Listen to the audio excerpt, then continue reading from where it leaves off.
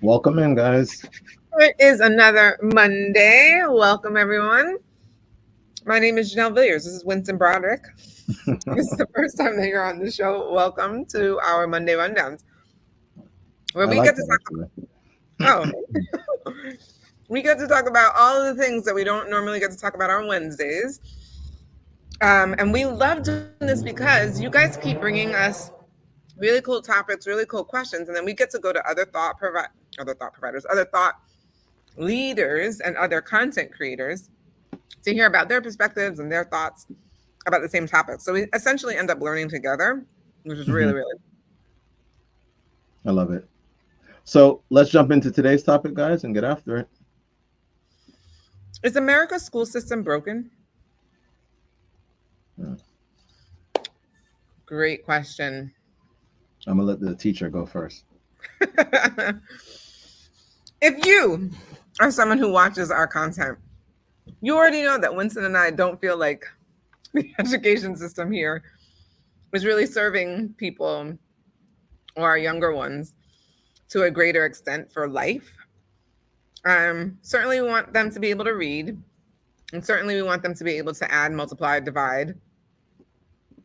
But I think this Mm. idea of like teaching them how to think for themselves, how to be critical thinkers and processors, and um, creating an inner desire to want to learn.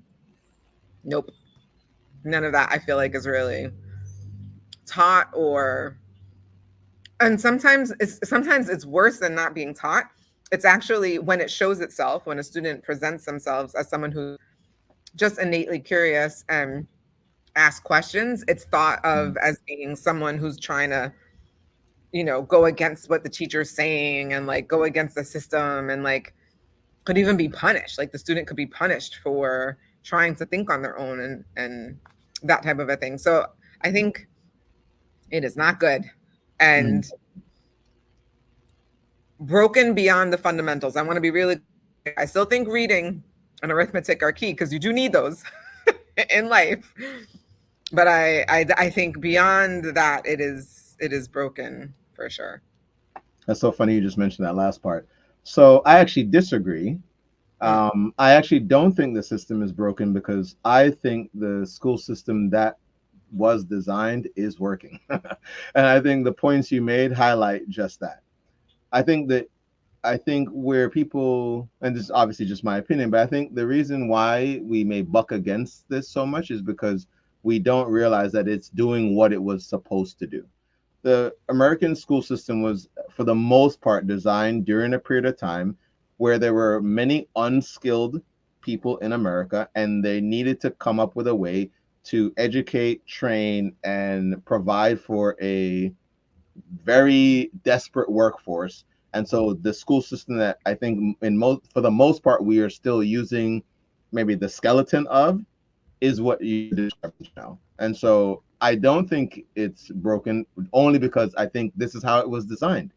What you're describing and saying we need is where reform and maybe an overhaul or something like that needs to happen, but it first must come from a place of recognizing, or maybe, let me not say where it must first come from. I think recognizing that what we currently have was never designed to provide the things that you're saying that should be a part of it. We start there, and then we can move forward to to identify that those things should come into place. Because I think what we now need moving forward is not what we needed during the time where this was designed. You know what I mean?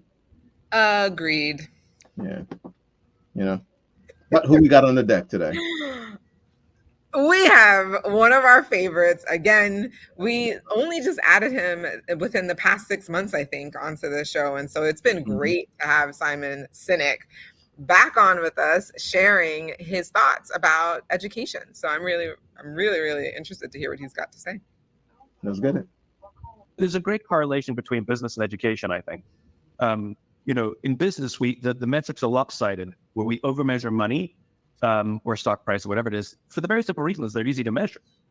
That's it. I mean, it's not because it's bad or it's just because it's easy. And it's the same with test scores. It's just an easy thing to measure, and so that becomes a lopsided metric. Are we teaching kids things like listening skills, cooperation, camaraderie, helping each other.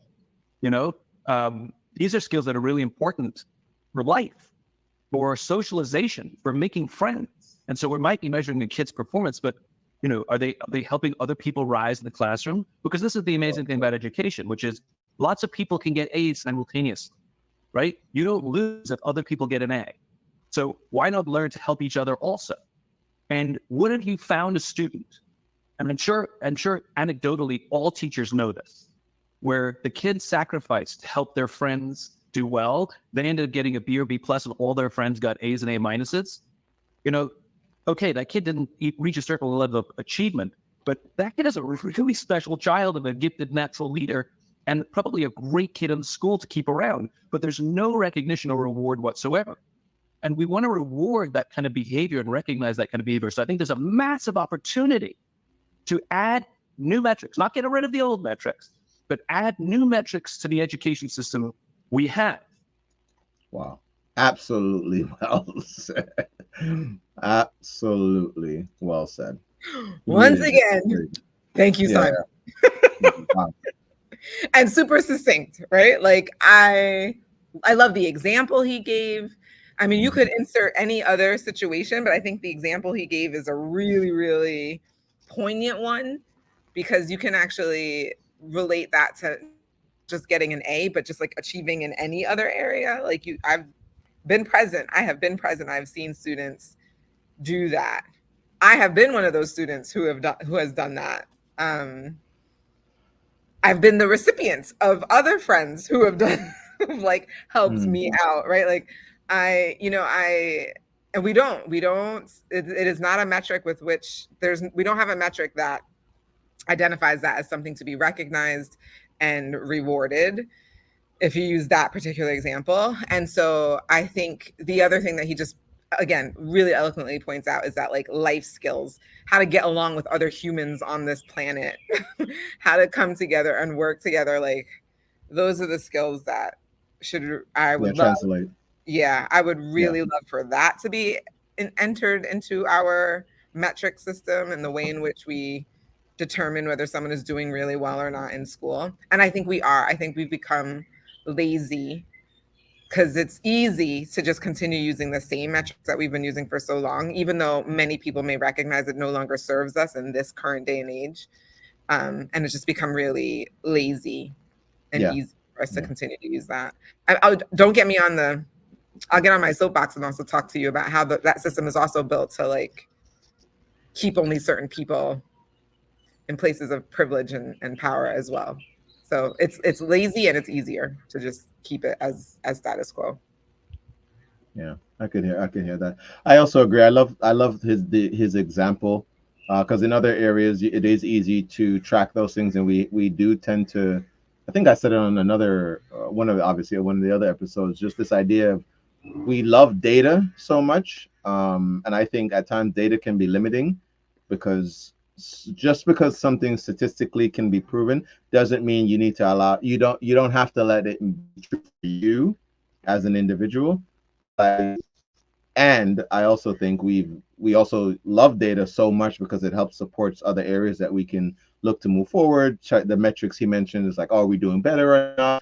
How do you tell somebody their child is doing well in school? And again, I think well is relative. Something I've told myself in terms of my own child is not letting myself get caught up in things like grades, because I remember being in school and knowing that I chose not to take part in certain things. I know I chose not because of my intelligence, but simply just not being as interested, not wanting to be engaged, different pressures that I was dealing with within school, bullying aspects of that. So I know I shied away from certain conversations or choosing not to do certain things.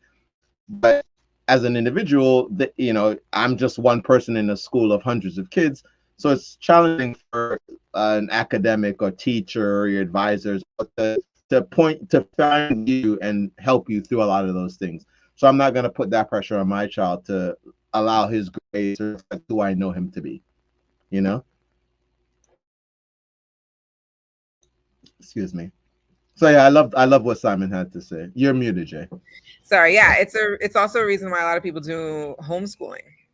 for that same reason that you mentioned, because you want to instill and acknowledge other areas of who your child is. That's Yeah. the whole child, not just like, oh, you The got an A grades. here, Yeah. right?